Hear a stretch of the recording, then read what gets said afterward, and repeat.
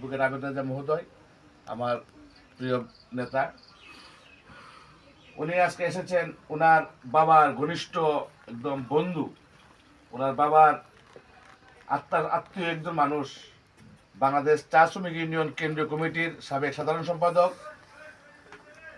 জাসদ কেন্দ্রীয় কমিটির কেন্দ্রীয় নির্বাহী কমিটির সদস্য বাবু শ্যামনারায়ণ গৌর গত 17 তারিখে ইহলোক ছেড়ে পরলোক গমন করিয়াছেন।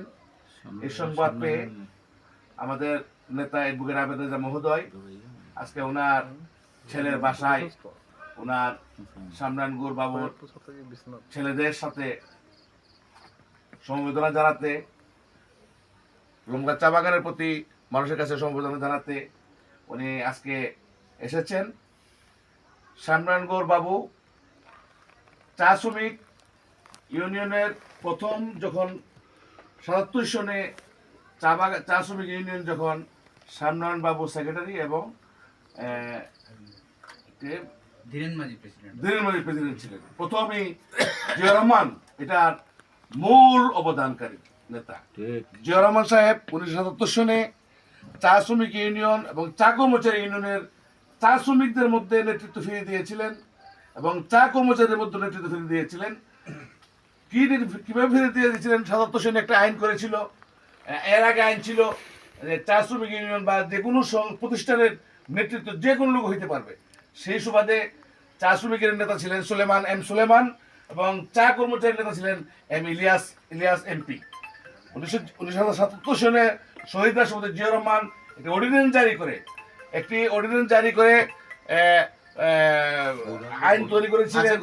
চা শ্রমিক ইউনিয়ন বা যে কোনো প্রতিষ্ঠানের সংশ্লিষ্ট শ্রমিক কর্মচারী ছাড়া ওই প্রতিষ্ঠানের নেতৃত্ব নিতে পারবে না। সেই সুবাদেই ধীরেন মাঝি সভাপতি হয়েছিলেন, বাবু শ্যামনারায়ণ গৌর সাধারণ সম্পাদক হয়েছিলেন। পরবর্তীতে কুচক্রী মহলের কারণে উনি সাধারণ সম্পাদক থেকে সরে এসেছিলেন এবং উনি দীর্ঘদিন শ্রমজীবী মানুষের পক্ষে কাজ করেছেন, অন্যায় অত্যাচারের বিরুদ্ধে কাজ করেছেন এবং চা বাগানের যত মানুষের সাথে সুসম্পর্ক রেখেছেন। রাজনৈতিকভাবে উনি এমপি নির্বাচন করেছেন।